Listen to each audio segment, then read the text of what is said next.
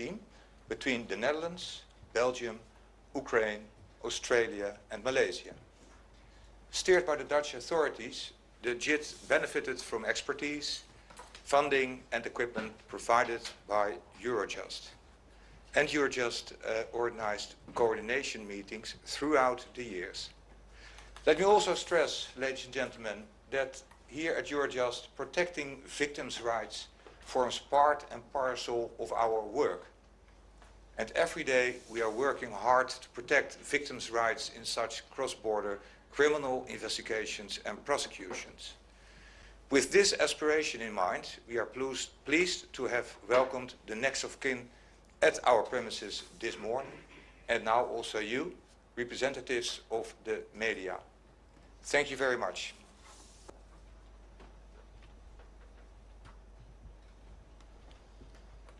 Good afternoon. Thank you, Alexander. My name is Brechtje van der Moosdijk. I'm a spokesperson for the Netherlands Public Prosecution Service. Before we start, I'd like to introduce you to the representatives of the Joint Investigation Team. From the Netherlands, there's Deputy Chief Prosecutor Digna van Boetzelaer and Mr. Andy Kraag, Head of the National Crime Division of the Police. Then Australia is represented by Assistant Commissioner David McLean of the Australian Police AFP. And then we have, on behalf of the Malaysian Prosecutor's Office, the Head of the International Criminal Matters Unit, Mrs. Asha Ho Su Lian. Then from Belgium, we have Erik van der Sept of the Belgium Federal Prosecution's Office. And finally, from Ukrainian Public Prosecution Service, we have Prosecutor Alexander Banik. The presentation will last approximately 45 minutes, 50 minutes, and is followed by a short Q&A answer session. Afterwards, the representatives all here on stage are available for one-on-one interviews. We will do that here or outside. But I will now give the floor to Deputy Chief Prosecutor, Mrs. Digna van Boetzelaer.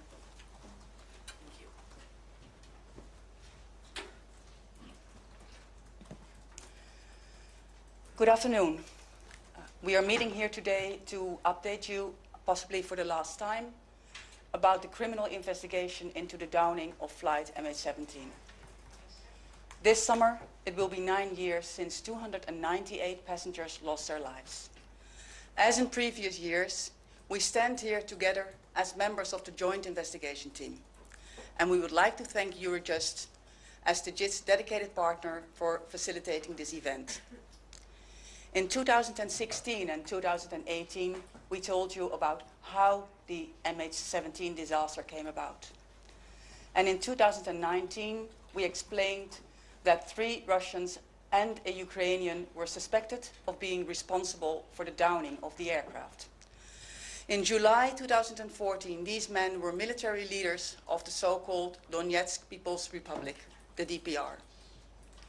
On 9 March 2020, the criminal trial of these 4 defendants began in the Netherlands. And on 17 November 2022, the Hague District Court found 3 of them, Igor Girkin, Sergei Dubinsky, and Leonid Kharchenko, guilty of downing flight MH17, resulting in the deaths of 298 persons on board and the murders of those persons. The court sentenced the 3 men to life in prison. The 4th defendant, Oleg Pulatov, was acquitted. No appeal was lodged against these judgments, and the verdicts are irrevocable. In addition to considering the culpability of members of the DPR, the JIT conducted a wide-ranging investigation into the crew of the Boetzelaer and the parties responsible for providing the weapon. To this end, the investigation team issued various witness appeals, and in 2021 it launched a media and letter campaign aimed at residents of Kursk and members of the 53rd Brigade.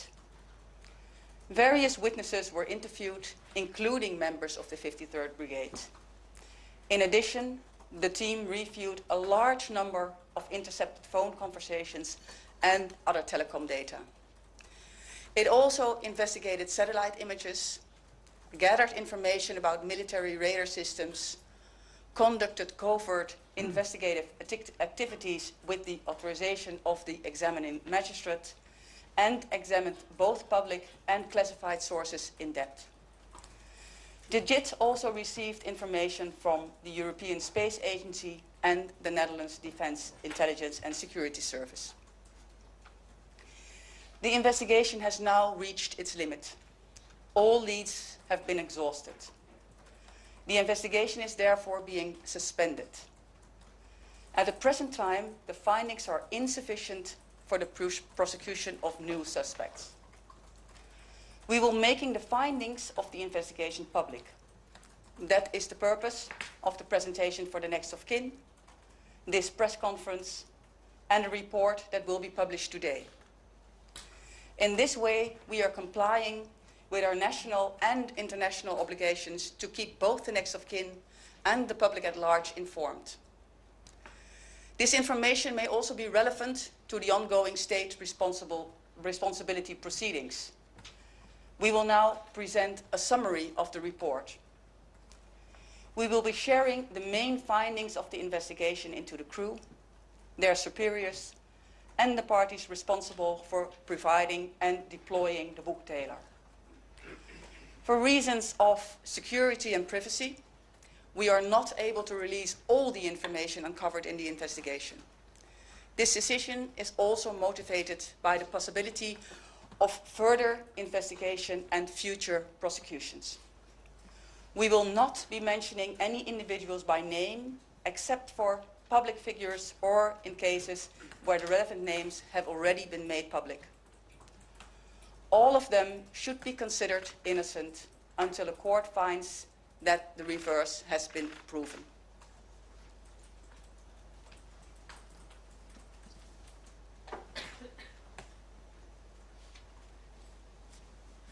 Thank you, Digna. Good afternoon, ladies and gentlemen.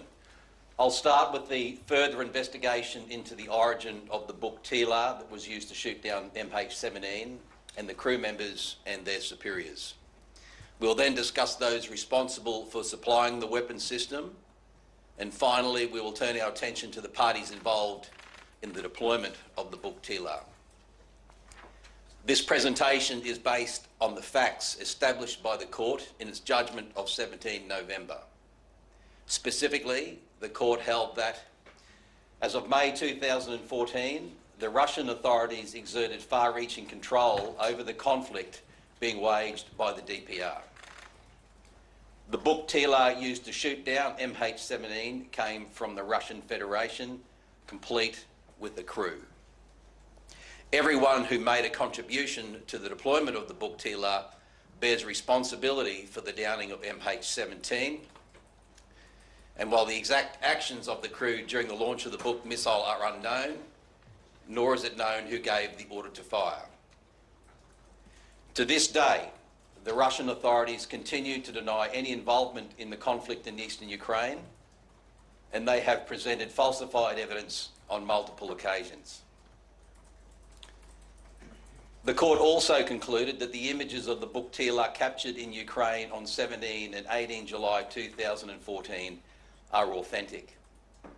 As a result, they could be used for identification purposes. As the JIT has explained, this Boetzelaer has 15 specific features. A Boetzelaer with the same features was found to be part of a Russian military convoy originating in Kursk, which followed a southerly route along the Russian-Ukrainian border from 23 to 25 June 2014. We call it Boetzelaer 3X2. We call it that because of the markings on its left side. The JIT was able to establish that this weapon system was from the Russian 53rd Anti-Aircraft Missile Brigade in Kursk.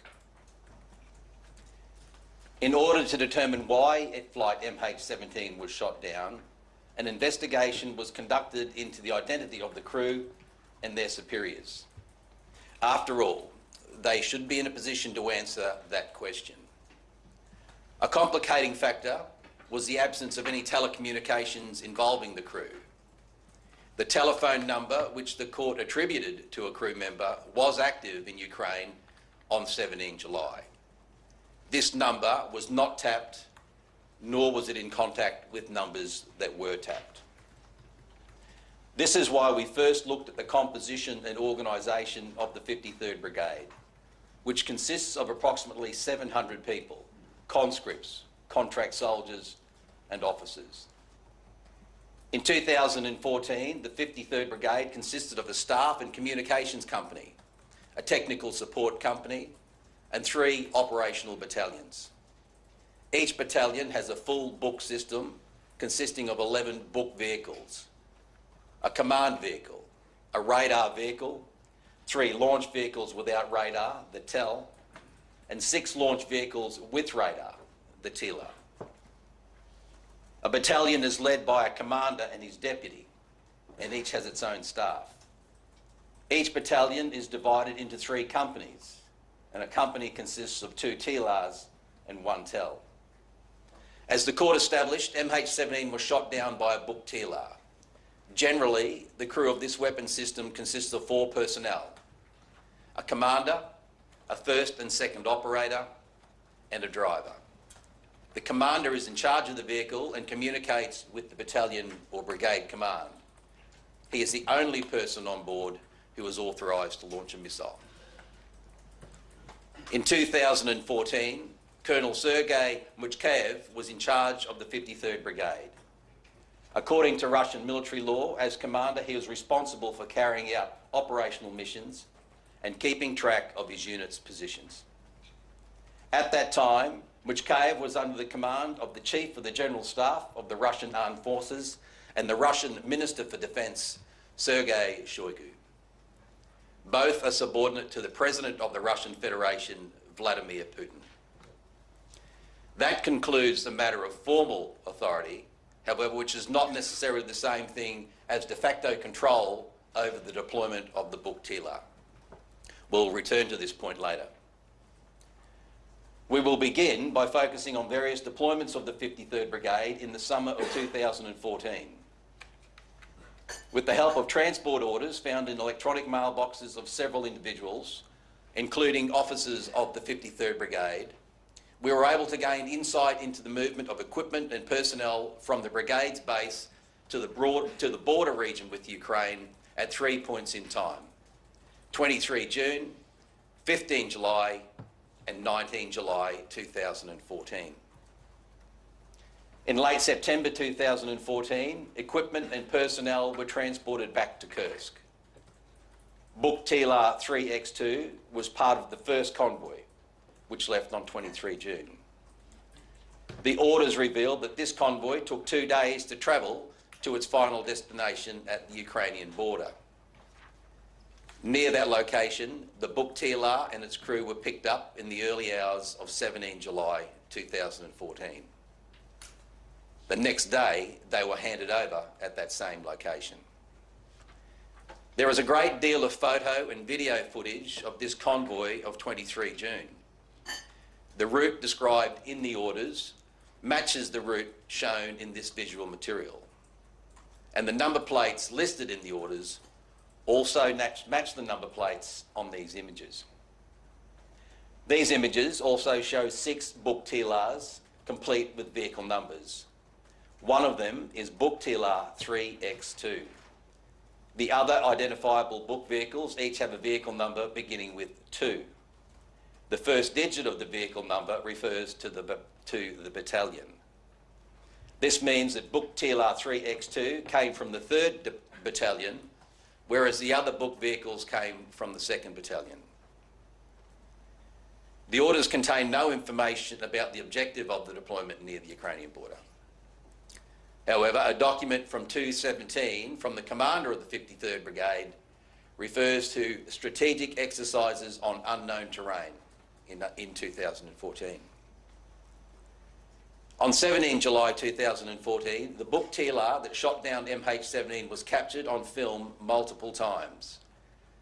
This visual material reflects what was discussed in intercepted telephone conversations. Images of the TILA help shed light on the involvement of Gherkin, Dubinsky and Karchenko. The last image of the Boetzelaer was captured on the morning of 18 July in Luhansk.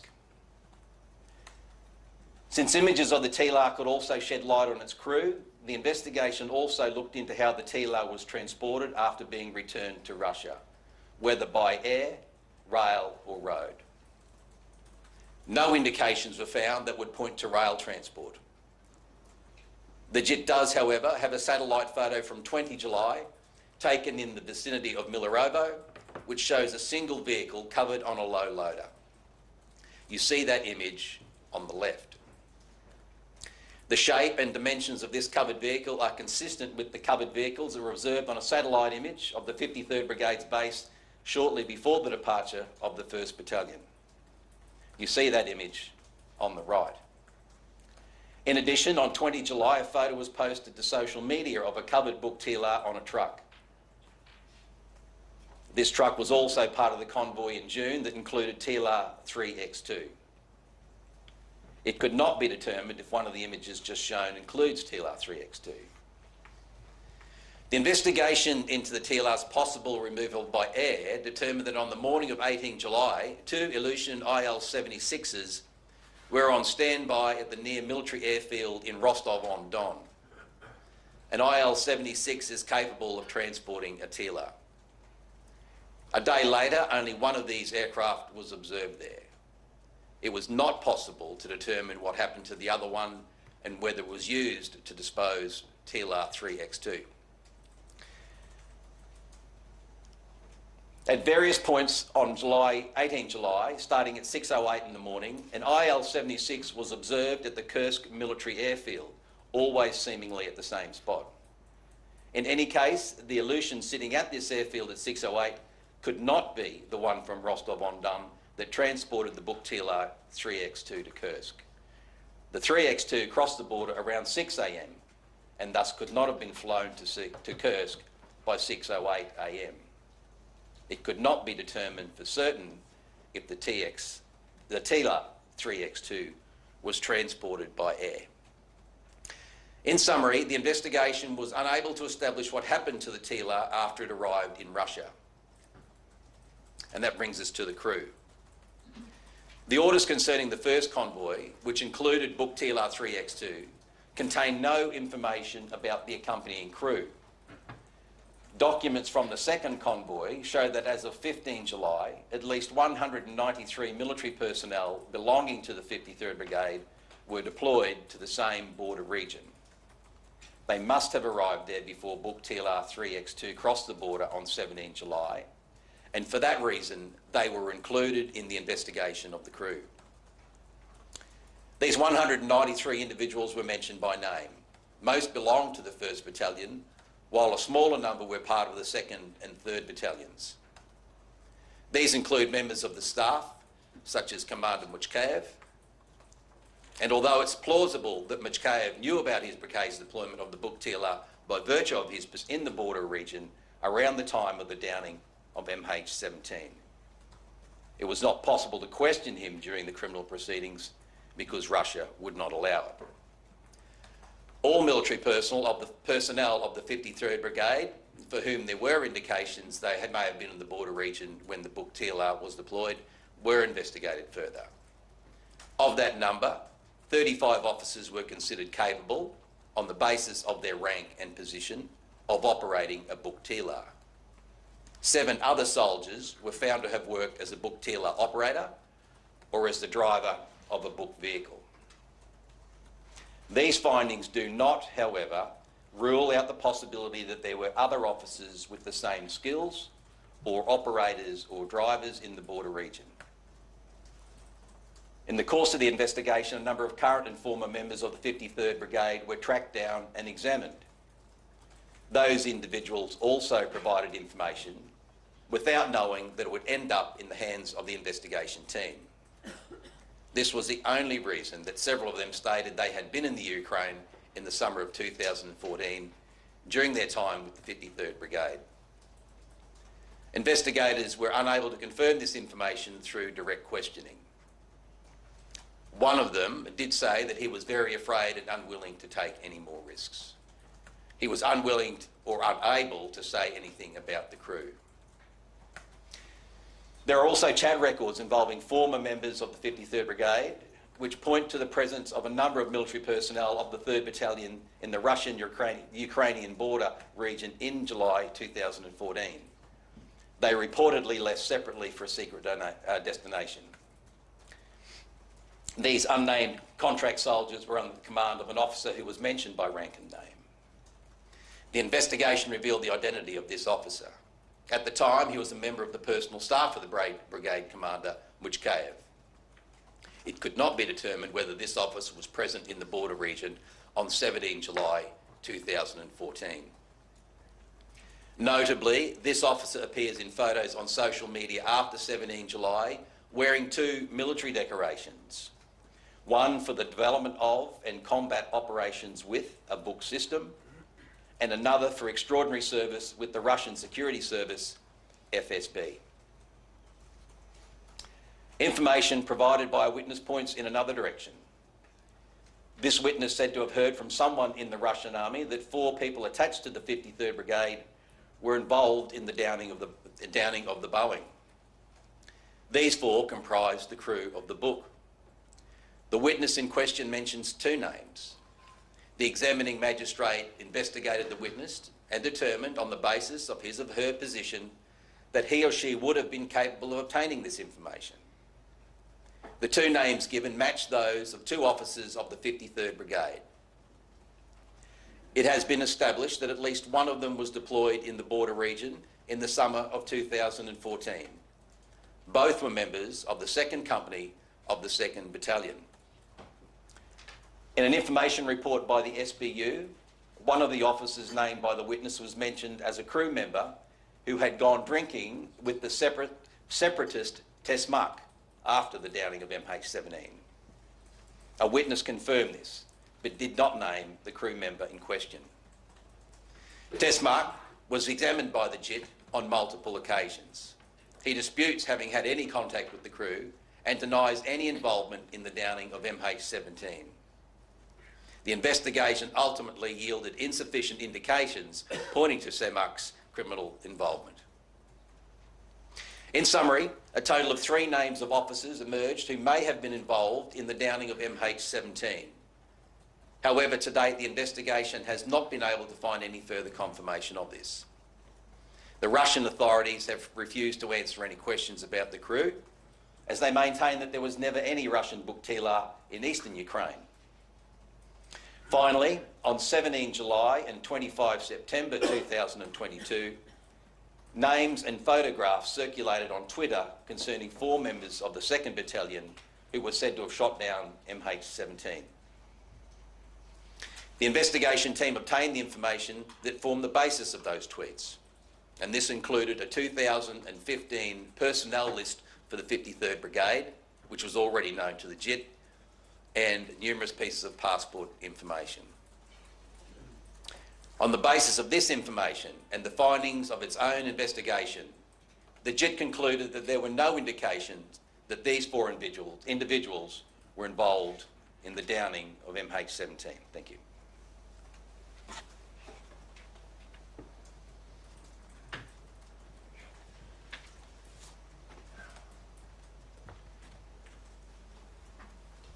Good afternoon. We will now consider how the Boetzelaer was supplied to the DPR. And the court has established that as of mid-May 2014, the Russian Federation and Ukraine were involved in an international armed conflict in eastern Ukraine because the Russian authorities had overall control over the fighting in the DPR. DPR leaders were in close contact with Russian Presidential Executive Office, Kremlin advisors, and the Russian intelligence service. Staff members of these government bodies also came up in the JIT's investigation into the decision-making process about the provision of the Boetzelaer to the DPR. The main source for this is telecom data, involving both intercepted phone conversations from the case file and new conversations. And a number of these conversations are mentioned in the report, and we will play excerpts from them shortly. We will discuss the findings of the investigations in chronological order, starting with the arrival of the Russians, Girkin and Borodai, in the eastern of Ukraine in the spring of 2014, in the immediate wake of the establishment of the Donetsk People Republic, the DPR. On the 12th of April, Girkin crossed into the Ukraine from Crimea and was appointed Minister of Defense. He was followed shortly by Borodai, who was given the role of the Prime Minister of the DPR. And both men had previously been involved in the annexation of Crimea, by their own account as advisors of the Russian Aksyonov, the so-called Prime Minister of the Crimea. While in Ukraine, Borodai and Girkin stayed in close contact with Aksyonov. And in June 2014, there was heavy fighting between the Ukrainian army and troops of the DPR and other separatists of the Luhansk People's Republic, the LPR. And during this fighting, both of the DPR and the LPR requested heavier weaponry, including better anti-aircraft systems. For example, Plotnitsky, the so-called defense minister of the LPR, speaks in Russia in June 2014 with the Military Intelligence Service, the group, and asks for heavier air defense weapons to be provided. And also, Girkin, the Minister of Defense of the DPR, makes the same request. When his headquarters in Slavyansk came under heavy fire in early June 2014, Girkin told Aksyonov that they needed decent anti-aircraft systems with trained personnel. The investigation carried out shows that from the second half of July 2014, several Boetzelaers have been delivered to the separatists, including the Boetzelaer that was used to shoot down flight MH17. The investigation was able to shed some light on the Russian decision-making process regarding the delivery of the heavier anti-aircraft weapon systems to the separatists. When Girkin requested for decent anti-aircraft systems with trained personnel, Aksyonov replied to Girkin that on Tuesday he was where he needed to be given the situation, that a joint coordination center had been set up, and that the necessary documents for the support were already being drawn up. He said that he still needed to wait because they were in different places and would be away for 2 days. It is known from another conversation that Aksyonov was in Sochi on Tuesday, the 3rd of June. And according to the Kremlin, Putin was there on that day as well. On the 5th and 6th of June, Putin was in France for the D-Day commemoration, together with various world leaders. And in a conversation of the 7th of June, Aksyonov assistant mentioned that the decision to provide support had been postponed by a week because there was only one person who could make that decision, not a general or the Minister of Defense, but the person who was directly accountable to the people and who was currently in a summit in France. We will now play a part of this conversation. Там такая ситуация. Я сегодня получил пизделей, потому что сказал, что вы слишком медленно думаете. Говорю, там Казицын занял пост, один из 3 на границе, и надо людей вооружать, чтобы они удержали этот пост. Ну, именно граница все открыта. Я такого раздолбая получил. Ты не поверишь. Оказывается, понимаешь, давай я тезисно тебе скажу, чтобы ты понимал. Хорошо. Там получается вот та информация, которую я говорил с 3 людьми, помнишь, последняя, да, в МИДе? Да. Люди улетели в Москву, попросили неделю паузы, чтобы это первый принимает лично решение.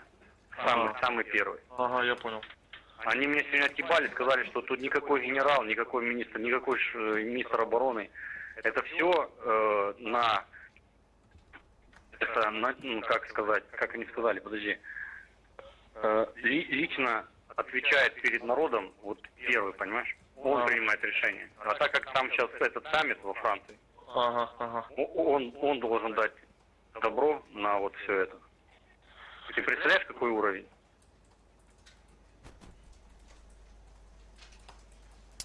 The defense minister would appear to refer to Sergei Shoigu, the defense minister, the Russian Minister of Defense.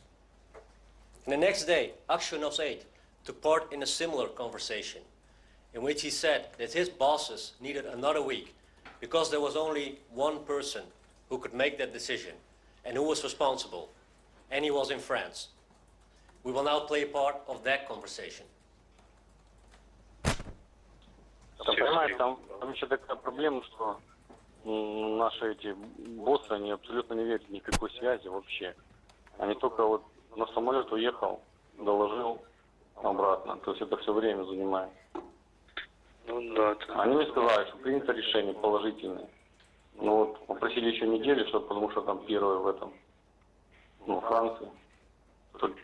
Только он принимает решение, больше никто. Ну, понятно. Я там заикнулся, говорю, давайте быстрее, потому что там реально такой шанс нельзя терять, потому что граница пока под контролем, надо там помогать. Они меня тут как выебали, тут морали на меня. Ты не понимаешь, там, что ты что не понимаешь, что ты даешь только первое указание, пока до него дойдет это время, кто-то такой там, короче. Вот. Я так понял, там ответственность только на одном человеке, только на первом, понимаешь? Все. Как он говорит, так и делается. In the second half of June 2014, Aksyonov and the deputy head of the group, Alexei Jumin, requested a political decision on providing the People's Army in Donbass with heavier anti-aircraft systems, such as an S-200 or a Buk system. And this happened at a meeting at the Presidential Executive Office in Moscow. This office is a state body that assists the president, and it played an active role in the conflict in eastern Ukraine in 2014.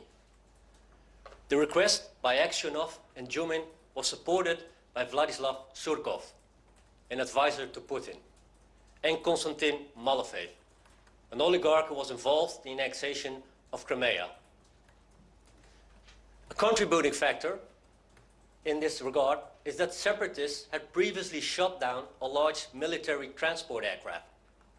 And following that incident, the Ukraine armed forces had started flying at higher altitudes. And this is why the separatists needed air defenses with a greater range.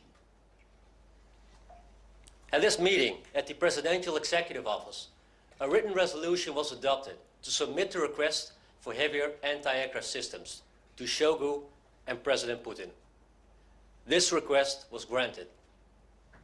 However, it's not known if the Buk system was specifically mentioned in this request.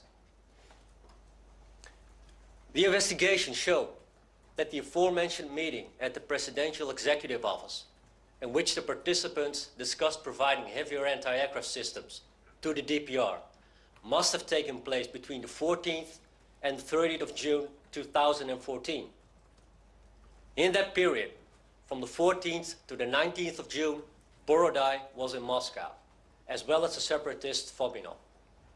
And during that time in Moscow, both Borodai and Fominov spoke in intercepted conversations about the meetings and discussions, including a big meeting on the 19th of June, which revolved around support, believed to be of a military nature, and which was ultimately granted. In a closed meeting with the members of the Duma on the 19th of June, Shoigu reported that the armed forces were ready to carry out any task given by the leadership of the country and the commander-in-chief, in other words, by Putin.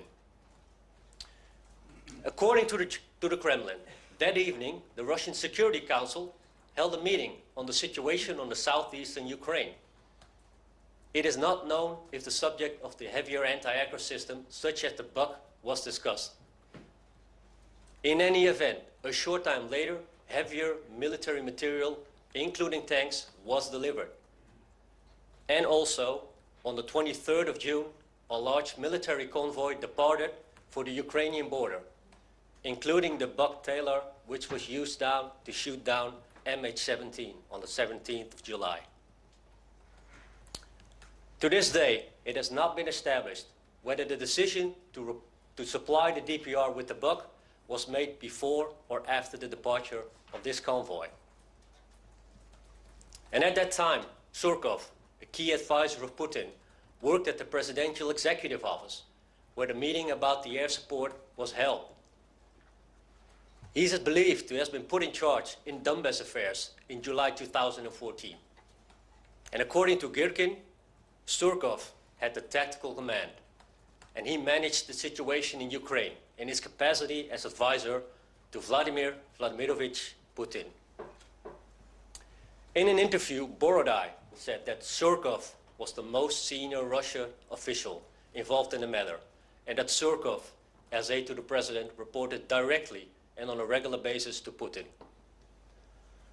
Borodai's phone data revealed that he was in close contact with Surkov nearly every day, and sometimes multiple times a day, except when he, Borodai, was in Moscow.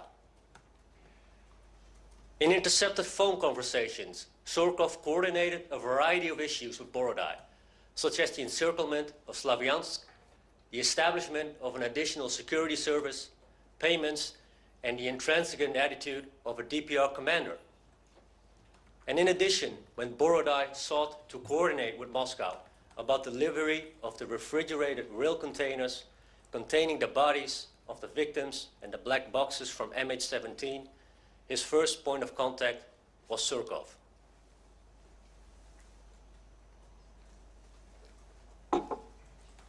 This brings us to the position of President Putin. Intercepted conversations reveal that the decision about whether to provide military support lay with Putin. There is also specific information showing that the request to supply the separatists with heavier anti-aircraft systems was submitted to Putin and that the request was granted.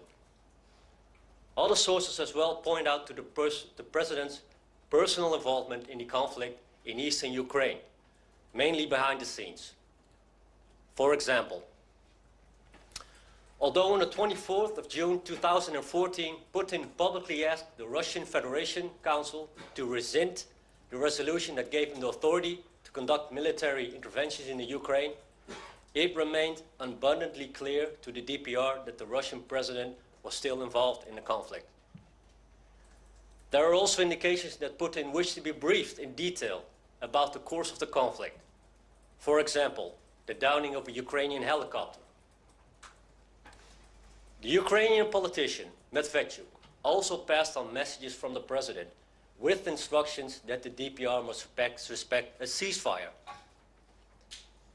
Medvedchuk also spoke with Borodai about an upcoming prisoner swap, in his own words, at the request of the president.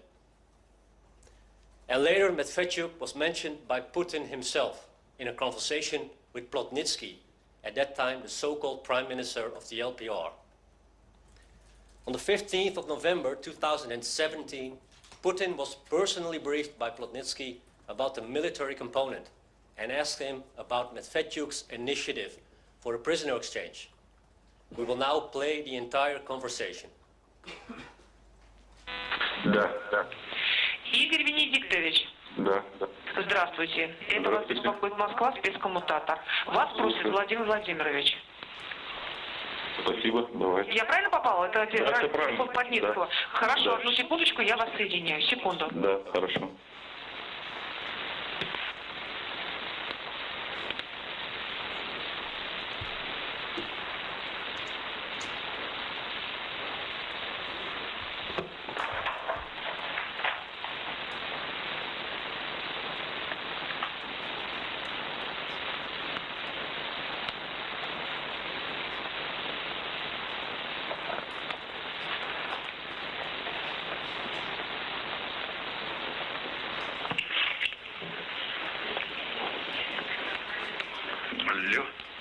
Алло.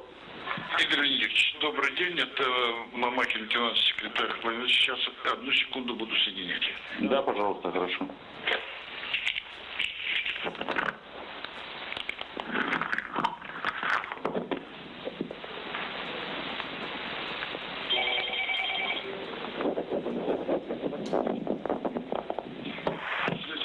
Алло. Да, добрый вечер. Игорь Венедиктович, добрый день. Да. Добрый день, говорю, здравствуйте. Да, здравствуйте, господин президент. Как дела у вас? Да, спасибо, Владимир Владимирович. Потихоньку. Потихонечку. Как вы оцениваете вот такую военную составляющую? Военная составляющая, мне кажется, у нас на достаточно хорошей высоте. Здесь сказать, что мы какие-то слабые. Обострения никакого нет, не чувствуете? Обострение периодически есть, но это именно периодически вызванное то сменой дислокации различных воинских частей, то пересменка. Ну, таких особо жестоких пока, слава богу, не было. А социально-экономическая ситуация? Социально-экономическая ситуация, мы как бы ее достаточно нормально сдерживаем, нивелируем различными способами, но уровень жизни, конечно же, желает быть лучшим. И у нас как бы есть и вопросы, и предложения, как его повысить, но не всегда нам удается решить эти вопросы. Вот я уже и Александру Владимировичу сказал, может быть, я попрошу коллег, которые там стараются вам помочь по различным направлениям, чтобы они мне дополнительно доложили, что там происходит, а может потом увидимся, поговорим. Хорошо? Спасибо, Владимир Владимирович. Но если есть такая возможность, может быть, как-то организация личной встречи для обсуждения этих ряда вопросов. Я про это и сказал. Я говорю, потом увидимся и поговорим с вами. Спасибо большое, Владимир Владимирович. Да, Игорь Викторович, я по поводу, вы слышали там инициативы Медведчука? Да, конечно. Обмена? Да, конечно, Владимир Владимирович. Как вы к этому относитесь?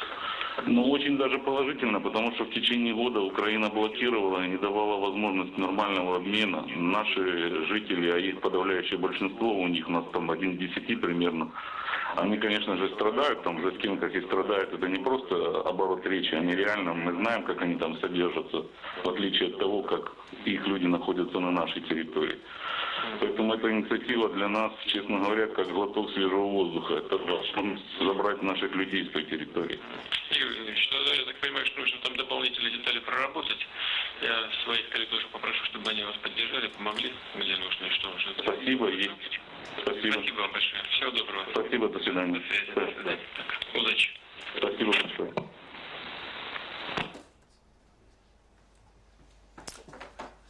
This conversation from 2017 is in keeping with the findings of late June 2014, which showed that Putin was personally involved in the conflict in eastern Ukraine. It is also in keeping with a witness statement that the same individual, Plotnitsky, carried an encrypted phone containing direct numbers for President Putin.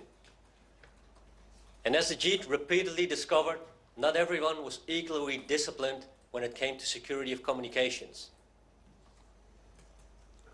That concludes the matter of supplying the Boetzelaer. The JIT previously also conducted an investigation to the parties responsible for the deployment of the Boetzelaer on the 17th of July 2014. Girgin, Dubinsky, and Kharchenko have already been convicted.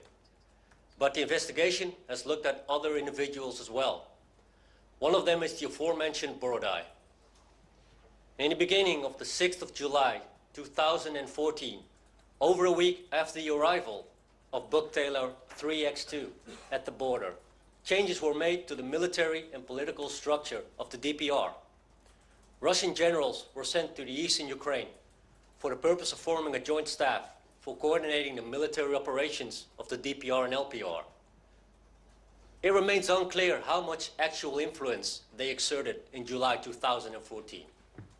And according to Girkin, he did not receive any instructions from this staff. In the run-up to the offensive south of Schnitzel, Girkin regularly conferred with Moscow. And during this period, as well as in June and August, Borodai was in almost daily contact with someone he described to others as the commander of this operation and the one that makes all the decisions. This person has been identified by the investigation team as Andrei Burlaka, an FSB general who was first deputy head of the FSB border service. And the investigation showed that in various cases, Burlaka gave orders to Borodai and was directly involved from the Russian Federation in internal DPR affairs. Burlaka also gave direct instructions to subordinates of Girkin, which Girkin, for his part, accepted. And Burlaka also appeared to have information about the military deployment in eastern Ukraine. For example, On the 16th of July, Borodai called Burlaka and asked him if it was possible that our helicopters were carrying out an attack at the vicinity of Marinka. At that point, Burlaka asked Borodai to turn on the phone's encryption mode, as he would always do when the latter called him. We will now play that conversation.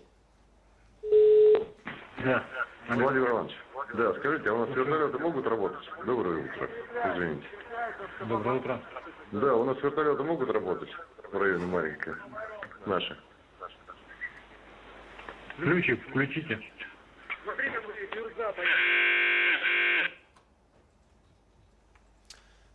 From the 14th of July, there was heavy fighting south of Shizde between the Ukrainian troops and the DPR. And the court has already established that the Boetzelaer was deployed in the context of this fighting. The planning and execution of this DPR offensive were in the hands of Girgin, Dubinsky, Polotov, and Khachenko, among others. Borodai was also present and was briefed on the DPR's military progress during the fighting. However, there are no indications that Borodai was personally overseeing combat operations. And when the offensive stalled and the DPI fighters came on a heavy fighter, a request was made for a bug system, and that request was granted. And when the Boetzelaer was brought into Donetsk on the morning of the 17th of July, Dubinsky made arrangements for its deployment. And at that moment, Borodai and Girkin were also at DPR headquarters. The investigation team was unable to determine whether Borodai was aware that at that time the availability of this Boetzelaer was present. Borodai did, however, speak to Burlaka on the phone for more than 20 times on the 17th of July. Because his calls took place on an encrypted phone, the substance of the conversations is unknown. No conversations involving Borodai or Burlaka about the downing of MH17 or the request for, delivery or removal of the Boetzelaer were intercepted. Nor is there any evidence that Borodai was in the vicinity of Girkin and Dubinsky when they were dealing with the removal of the book.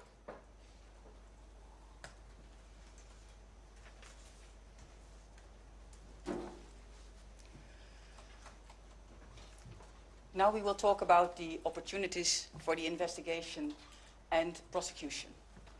The JIT's investigation has reached its limit. As things now stand, this leads to the following conclusions. All relevant and available telecom data has now been analyzed. The JIT has investigated everything it can without the cooperation of the Russian authorities and without jeopardizing people's safety. Any further evidence must be sought in the Russian Federation. And for this, the JIT is dependent on the cooperation of the Russian authorities or Russian insider witnesses. Such witnesses cannot speak freely and would expose themselves to major security risks if they were to talk to the JIT. To this day, the Russian authorities continue to deny, contrary to the established facts, any involvement in the conflict in eastern Ukraine on and around 17 July 2014. On multiple occasions, the Russian Federation has provided the JIT with falsified evidence, exonerating itself.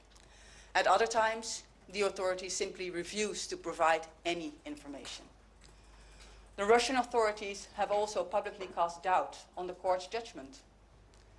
Relations with the Russian Federation have deteriorated further since the Russian invasion of Ukraine on 24 February 2022. The investigation's findings to date do not provide sufficient grounds for prosecution. There are either formal obstacles to a prosecution or the necessary lawful and convincing evidence is lacking. We will explain that shortly. First, let's consider the crew of the Boetzelaer and their superiors. These military superiors include the commander of the 53rd Brigade, the Minister of Defense, and, as a commander-in-chief, the Russian president. Second-hand information was obtained about the possible involvement of 3 current or former officers of the 53rd Brigade. This information is ambiguous, and thus far it cannot be confirmed to an adequate extent. Since it had not yet been possible to establish the identity of the Boetzelaer crew members, it is not possible to establish why they fired a Buk missile at MH17. Nor do we know who gave them their orders and what those orders entailed. It remains unclear who knew what in the Russian military chain of command about the downing of flight MH17 and what degree of say they actually had regarding it. Prosecution of the crew and their superiors in the military chain of command is therefore impossible because the evidence that has been gathered is not strong enough to be lawful and convincing. Furthermore, as members of the regular armed forces of the Russian Federation, the crew members and their superior officers may be able to claim combatant immunity. This is a rule of international law that stipulates that countries may not prosecute each other's military personnel. The immunity continues to apply even after the individual concerned has left the armed forces. Combatants can be prosecuted for war crimes. However, without concrete information about the circumstances in which the decision was made to fire the Buk missile at MH17, it cannot be determined whether the downing of MH17 was a war crime. And now let us turn to those responsible for supplying the Boetzelaer. As the district court held, in the circumstances in question, it may be assumed that anyone who helped facilitate the deployment of this weapon had both intent and premeditation in respect of unlawfully causing the crash of flight MH17 and the death of everybody on board. There are strong indications that a decision was made at presidential level by President Putin to supply the DPR with the Boetzelaer or, in any event, a heavier air defense system. Although we speak of strong indications, the high bar of complete and conclusive evidence is not reached. Furthermore, in addition to the possibility of combatant immunity, the President of the Russian Federation also enjoys, at the very least, immunity under international law in view of his position as head of state. Under Dutch law, heads of state cannot be prosecuted for any offense whatsoever, even war crimes. This immunity applies for as long as Putin is head of state.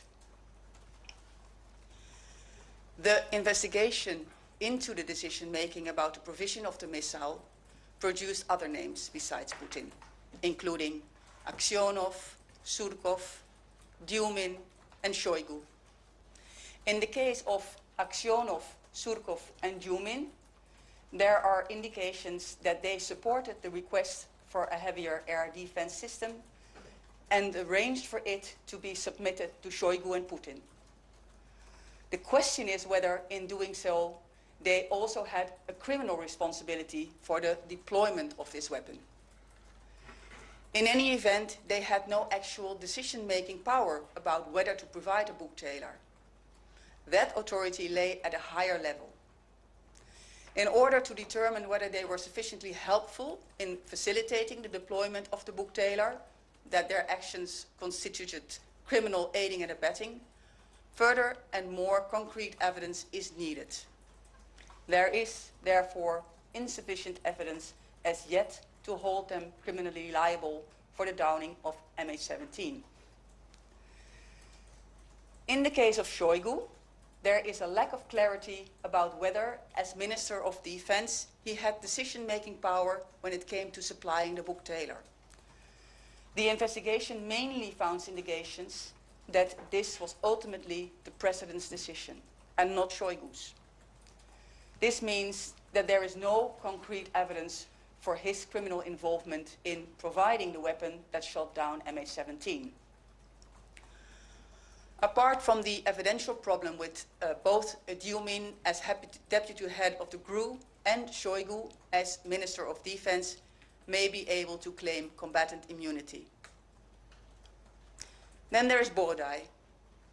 He held various consultations with Russian officials in Moscow about the provision of military equipment. Since it could not be clearly determined whether those consultations concerned the provision of a book system, he cannot be held responsible for its delivery. This brings us to the parties involved in the actual deployment of the Boetzelaer. The investigation did not uncover any concrete instructions given by Russian generals or other Russian officials regarding the deployment of the Boetzelaer. There were, however, indications of a direct, de facto chain of command between FSB General Boetzelaer and DPR leaders Borodai and Girkin.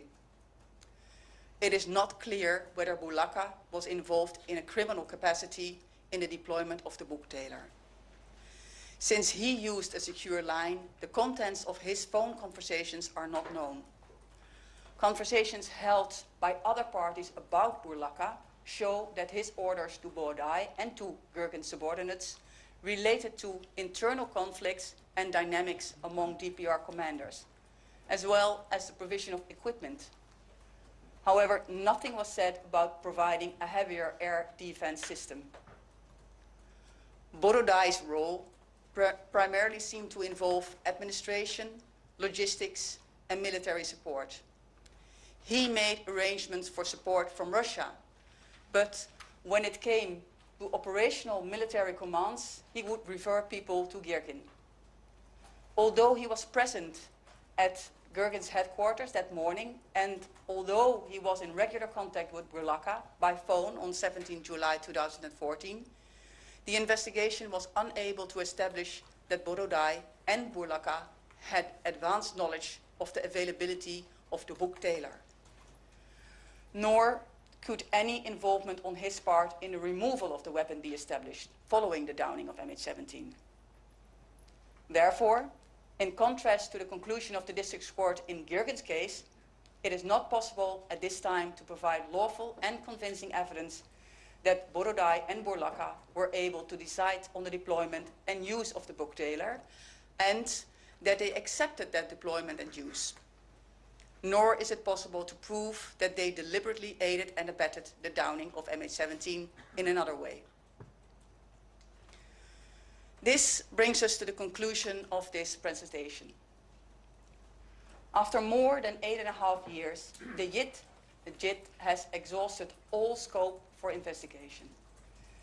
The investigation will therefore now be suspended.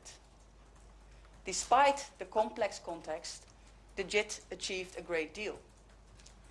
The findings of the investigation do not provide sufficient grounds for the prosecution of new individuals.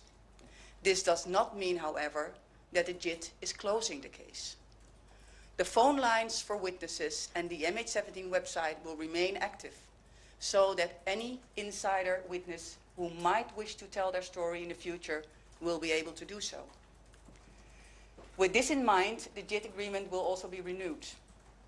New information or a change in circumstances may give reason to resume the investigation or institute new criminal proceedings. The bar for establishing individual criminal liability is high.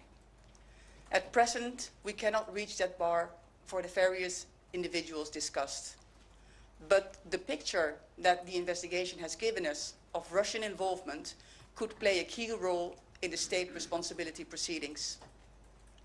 We know that the answers to our questions can be found in Russia.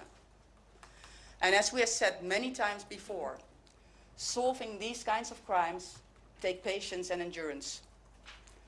Just consider the Lockerbie case, in which a suspect was recently arrested after 34 years. In that spirit, the JIT remains dedicated to the MH17 investigation. Thank you for your attention.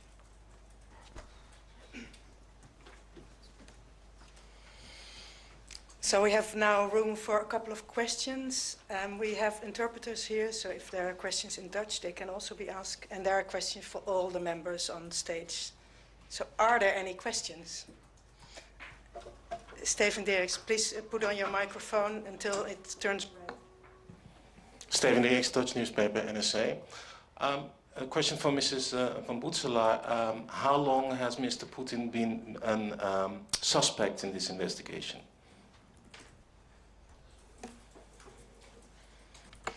Yeah, we have talked, we've done this investigation for 8.5 years, and we talked about many... Oh, somebody pushed a button. Please don't push a button, because then it goes away by mine.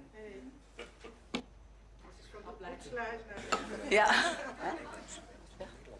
Oh ja, ik kan dit in het Nederlands beantwoorden. We hebben 8,5 jaar onderzoek gedaan.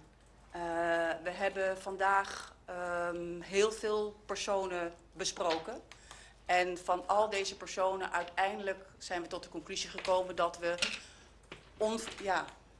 onvoldoende bewijs hebben om tot een vervolging te komen. En we kunnen niet, ik word een beetje afgeleid, want iedereen doet de woordjes op. There are no... ja, daarom, precies. No. Nee, er is geen vertaling. Okay, I'll do this in English. That's better because there are translators, but it's not directly translated. So we did investigation for 8.5 years. All the individuals we spoke about today, we said there is not enough evidence or there is an immunity, and that's why we cannot prosecute. That's what the important thing is about this conclusion. But that was not my question. So Mr. Putin was a suspect in this investigation. That's what you're saying. Where, you know, Okay. The idea of suspect is a very Dutch thing in criminal law. What is because you look at the circumstances, you look at what is their role, what can be said about their role, and what we say about the role is that we do have strong indications about his decision making, but we do not reach the high bar. And beside that, because at this moment Putin is still head of state, he is head of state, he has an immunity. So only after he is not a head of state, we can look into what's next, step by step.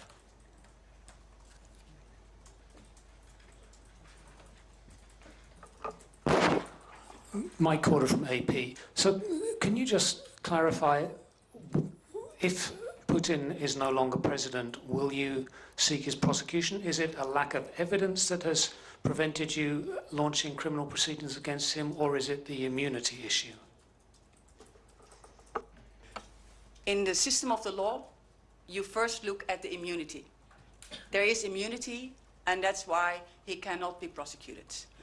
This is an immunity other than the combatant immunity, which is linked to his position as head of state.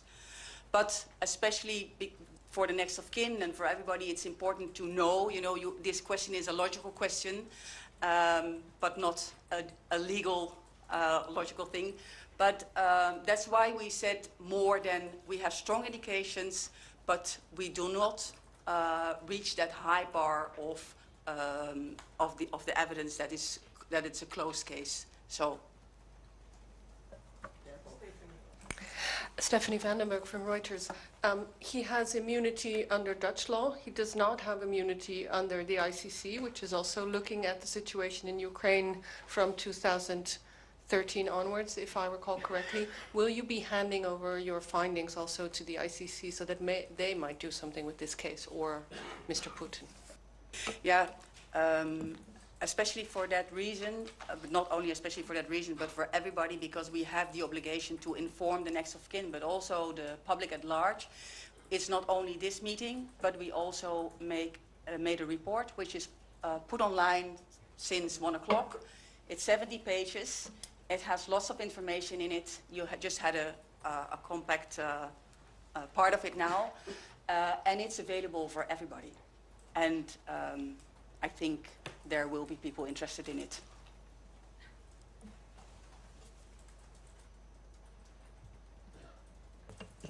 Hi, Danny Kemp from AFP.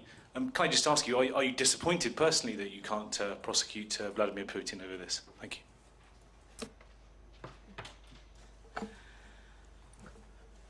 you. I think all of us who are involved in this case have started this 8.5 years ago, not thinking we would come as far as we had come now. And all the time, the reason why we did this is finding out the truth for especially the next of kin. What happened? Why did it happen? Who can be held responsible? And I think that we came further, and I think I can speak for all of us, we came further than we had ever thought when we started this. And I think also in our business, you know those, there are immunities. And I think also what the strength of this investigation and the work of the JIT is that it's step by step and that we keep on, we hold on. It's just, we go on, and if the world changes, and we have possibilities again. Yeah. Maybe just an add-on from the police perspective. Are we disappointed? No, because we think we came further than we have ever thought in 2014. Would we have liked to come further? And as long as there's no cooperation in Russia, those answers will remain there. For us, the direct answer to your question, we're not disappointed. Actually, I'm really proud on the team that has established this. We have 3 suspects. We have life sentences. We have a great context on what has been done on the supply and on also the movement of the bug. However, yes. Thank you.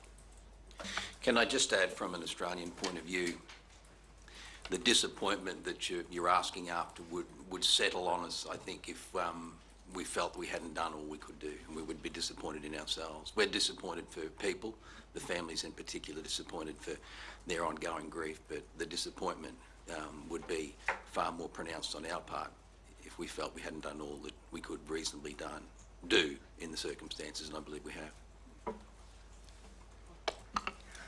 Molly Quell, Courthouse News Service. You mentioned at the very end here that the case pending before the European Court of Human Rights.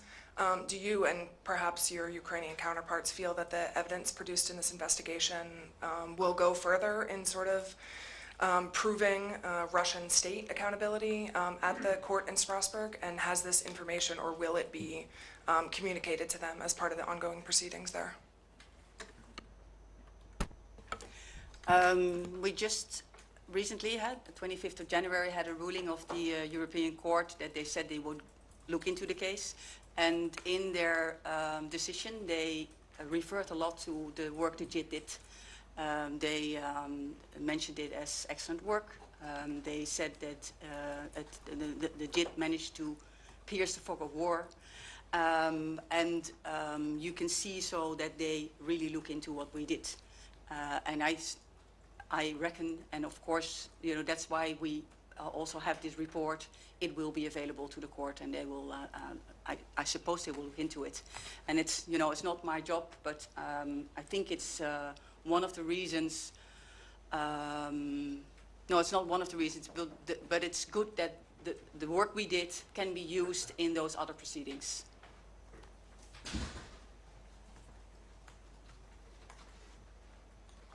Jacqueline Magnay from the Australian newspaper. Understandably, you've been focused very much on the chain of command and the pressing of the Buk missile, but have you also been looking at the process that allowed an aircraft to be flying over a war zone at that time, and who was responsible for allowing that to happen? Now, and that's maybe also the answer to Molly's questions partly, is what our job is as the prosecutor's office and as the police, that we look into the downing of MH17 from a criminal perspective, and which individuals, not states, but individuals can be held accountable. And it's always in cases that are also other perspectives, and there are other organizations who look into what can we learn from this, what other things can be done. And so this is about flying over another area. It's not in the criminal investigation. It's not what we looked at. We have the criminal focus on what happened. with the downing of MH17 by the Boetzelaer.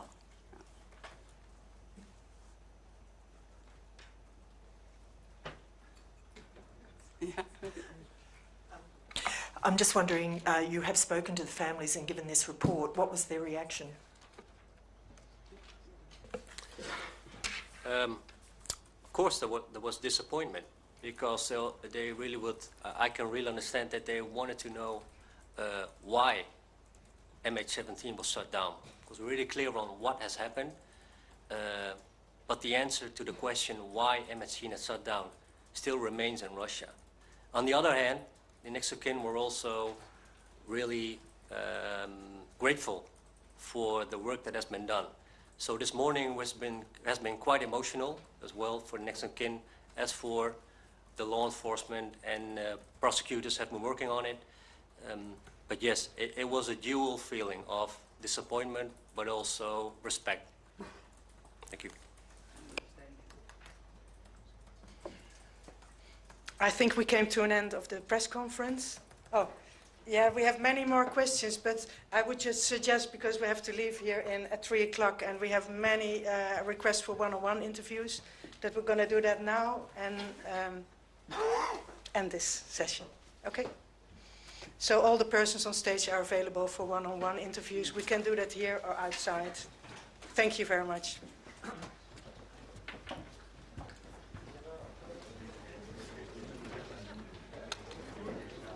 Go.